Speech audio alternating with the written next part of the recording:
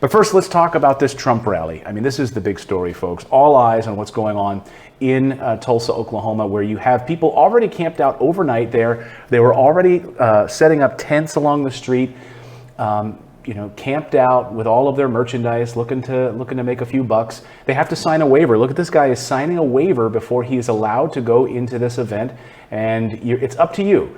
Now, masks are totally up to you. Like this woman, she says she's not going to wear a mask. She trusts her health. Okay. And this gentleman says he is a Make America Great fan. He's going to wear a mask because he's got to look out for himself. Well, President Trump saying to expect a wild evening in Tulsa, and you can wear a mask if you want to or not. They are going to be handing out masks there at the front door when you get to this event, but it's not mandatory. And the state Supreme Court there said that this event could go on unfettered and no one could stop it. But this could become what everyone's calling a super spreader event.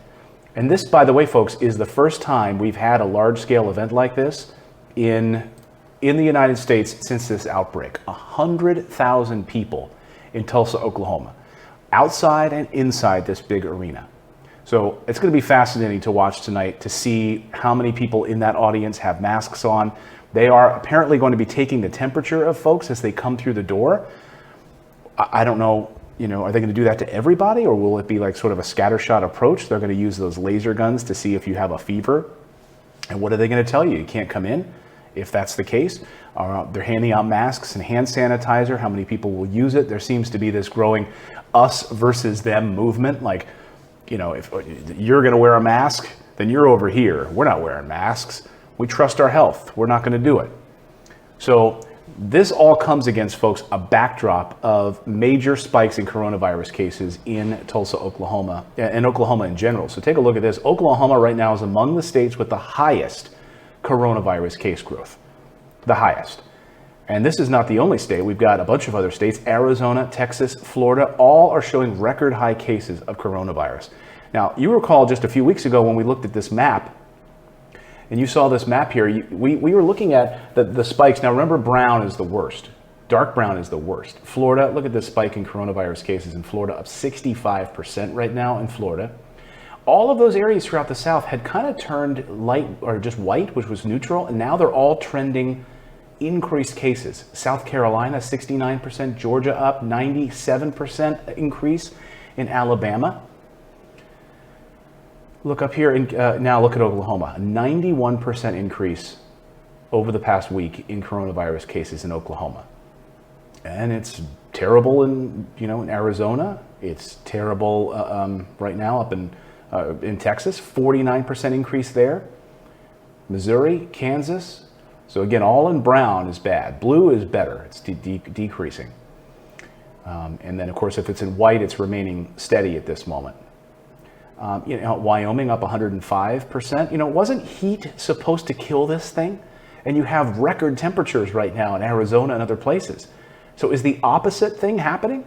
But look at New Mexico. New Mexico is not exactly a cold state. New Mexico has deserts and plateaus and cactus. And they're down in New Mexico. And Arizona is up. And so is Oklahoma. This is really troubling stuff. Really troubling stuff. So again, President Trump holding this rally there in Tulsa, Oklahoma, and basically saying, masks are optional. You can do what you want. And look, his top infectious disease doctor, Dr. Fauci, has said, don't do this. And other medical experts saying, do not do this. Do not hold this rally. Especially make masks mandatory. We've seen now the effects of wearing masks and what it does. It does help the spread of the disease. But this is incredibly troubling. And we're going to see whether or not these individuals who are there are, we're going to keep our eyes on all these people who are going to this rally. We'll see within 14 days. They're calling it a super spreader event. They're going to do, hand sanitizers, masks at the front door, and there's no requirement to wear them. So let me know what you think about that in the chat. Are you in Oklahoma? Are you planning to go to this event? Are you planning to go as a demonstrator of the event? Because both sides are going to be there. Do you plan to wear a mask? Look, I said this morning to my wife, I don't care if Abraham Lincoln came back and was going to hold an event amid the backdrop of the pandemic. I'm not going. I don't care how healthy you are right now. The risk is you get sick. There's a lot of people who are getting sick and who are among young people, and they're carrying this, but they're not showing massive symptoms. But some of them are getting really shortness of breath and lung capacity is down. The concern for me is, years ago I had bronchitis and so forth, and I had suffered from that after a long time, deep breathing. And so, what can that do to your lung capacity? We're hearing that it's like a permanent damage to lung capacity. So even if you get it and you recover and you're like, oh, I'm healthy, I'll just get it and I'll recover. What does that do to your overall lung capacity for the rest of your life? Great, you recover, but now you've got some inhibited lung capacity. So anyway, not to go off on that, but just curious your thoughts on that. Do you agree with this Trump rally right now unfolding in one of the hottest states in the country for coronavirus? Oklahoma leading that charge for coronavirus cases, up 91% right now. Now, the president was asked, the other night on a new show, a new sort of Trump network that's sort of unfolding, about if he loses, or if he wins, would he be able to work with Democrats, and what would this country look like? Now, there's sort of a new Trump TV channel that's emerging. And I want to talk about the context of this for a moment, because, look, I used to work at Fox News Channel, right? I was an anchor on Fox and Friends. Interestingly, before the election, there was a lot of buzz. I think we've seen this now reported multiple times, that even among his staff, that there was no real thought that he was going to win the election. That they were preparing, in fact, the president, or now president, had called upon his jet to be fueled up so he could leave America on the next morning after election night, after he loses to Hillary Clinton. He was going to fly to Scotland. That didn't end up happening. He won. And in a big way, right? But there was a lot of talk in the weeks and months ahead of time, and there was courting happening among Fox News employees and anchors to possibly come work for a new Trump television network that was being talked about. And you could hear it all being talked about in the halls of the television. And not just at Fox.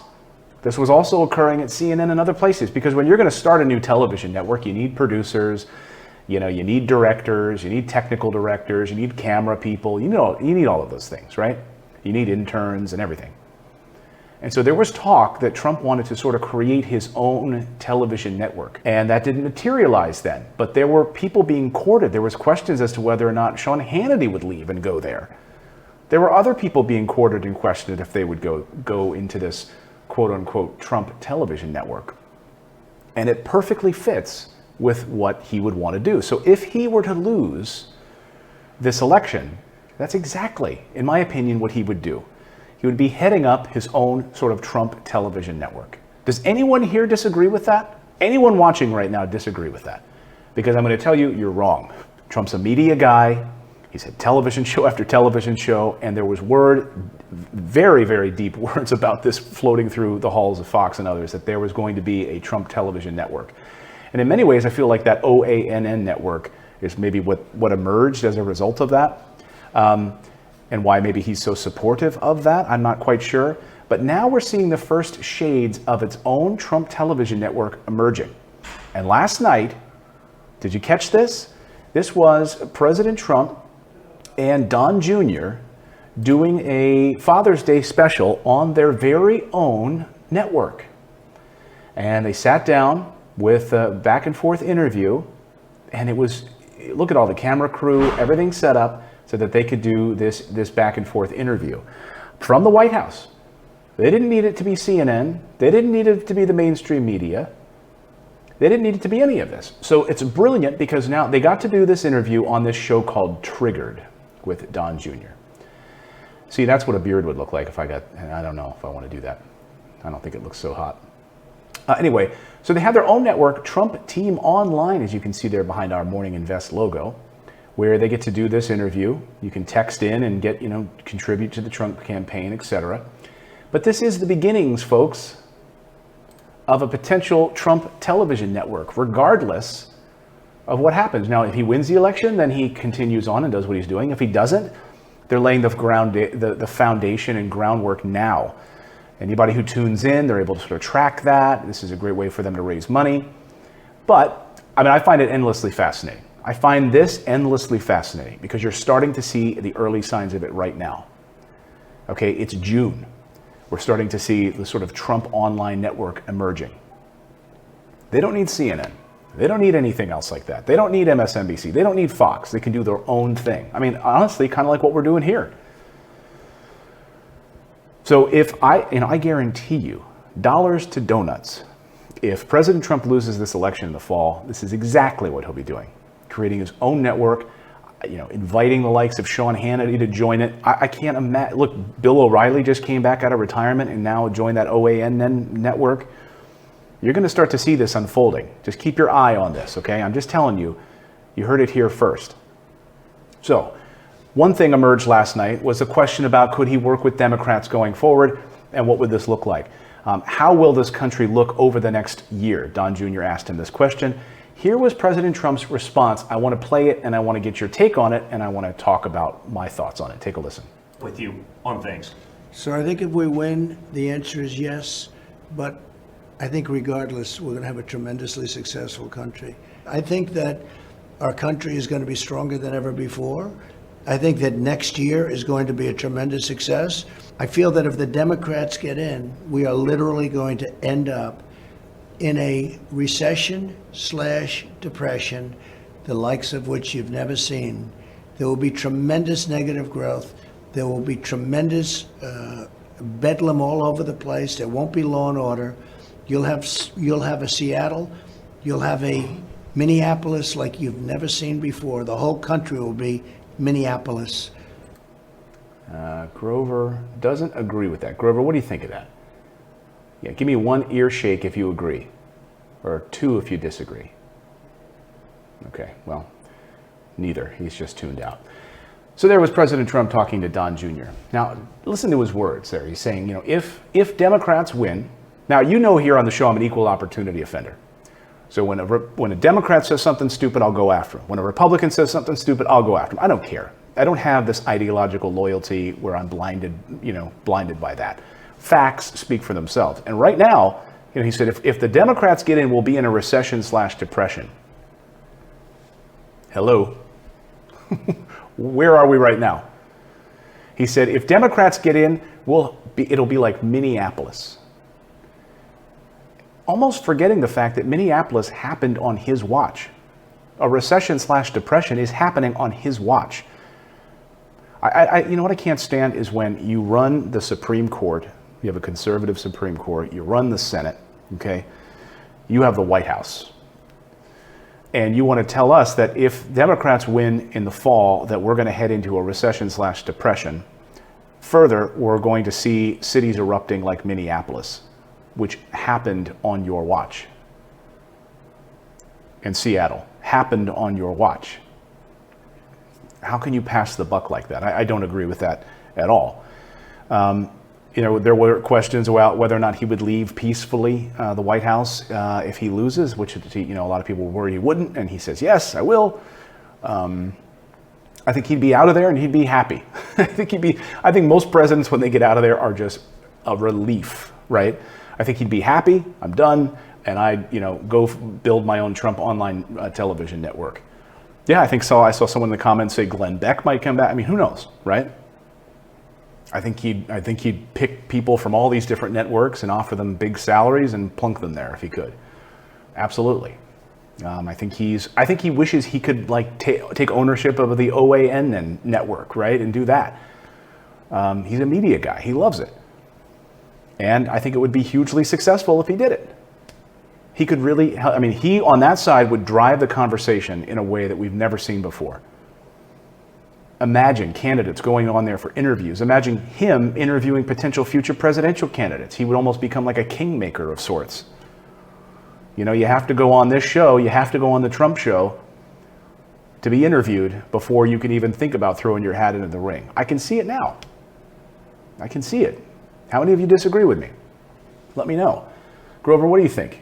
Do you agree? Yeah, he agrees with me. He agrees. So President Trump there on his Trump TV and saying that he could work with Democrats, but he thinks if Democrats win, the country will slip into disaster. Okay.